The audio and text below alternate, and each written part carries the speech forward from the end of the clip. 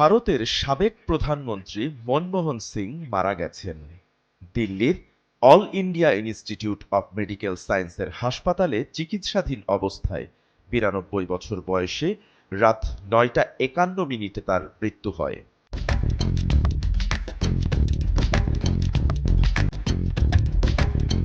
দিল্লির একাধিক সূত্র বলছে ২৬ ডিসেম্বর শারীরিক অবস্থার অবনতি হওয়ায় ৯২ বছর বয়সী সাবেক এই প্রধানমন্ত্রীকে রাত ৮টার দিকে হাসপাতালে জরুরি বিভাগে নেওয়া হয়। কিন্তু যখন হাসপাতালে আনা হয় তখনই শ্বাসকষ্ট গুরুতর সমস্যা হয়ে উঠেছিল বলে জানা যায়। তড়িঘড়ি করে আইসিইউতে ভর্তি করা হয় তাকে, কিন্তু শেষ রক্ষা হলো না। ১৯৩২ সালে ২৬ সেপ্টেম্বর অবিভক্ত পাঞ্জাবের গাহতে শিখ পরিবারে জন্ম মনমোহনের, যা বর্তমানে পাকিস্তানের অংশ। ছোট বয়সে মাকে হারান।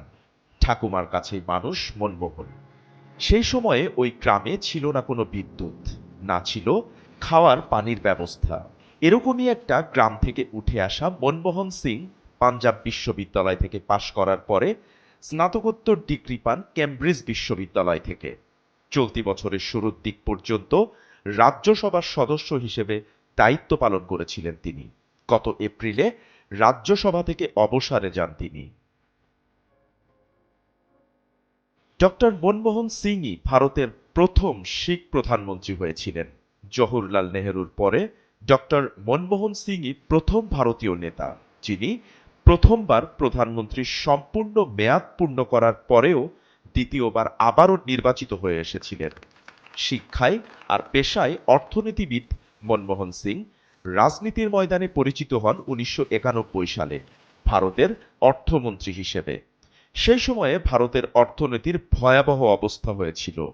হঠাৎ করেই মন্ত্রী হওয়ার আগে তিনি একসময় ছিলেন সরকারের অর্থনৈতিক উপদেষ্টা আর ভারতের কেন্দ্রীয় ব্যাংক রিজার্ভ ব্যাংক অব ইন্ডিয়ার গভর্নর। মন্ত্রী হবার পর তার পরিকল্পনা অনুযায়ী অর্থনীতি সত্যিই ঘুরে দাঁড়াতে শুরু করে। একজন শিক্ষাবিদ ও প্রাক্তন আমলা মনমোহন সিং নিজের পড়াশোনা নিয়ে থাকতেই স্বাচ্ছন্দ্য বোধ করতেন। কোনো সময়েই তিনি নিজের পরিচয় নিয়ে উচ্চকিত ছিলেন না। তার সামাজিক মাধ্যমের প্রোফাইলে আকর্ষণীয় কোনো পোস্টও তেমন থাকতো না। তেমনি তার ফলোয়ারের সংখ্যাও ছিল খুবই সীমিত। তবে স্বল্প কথার শান্ত একজন এমন ব্যক্তিকে পছন্দ করতেন বহু মানুষ। বাপ্পি খান, এসএ টিভি, ডিজিটাল।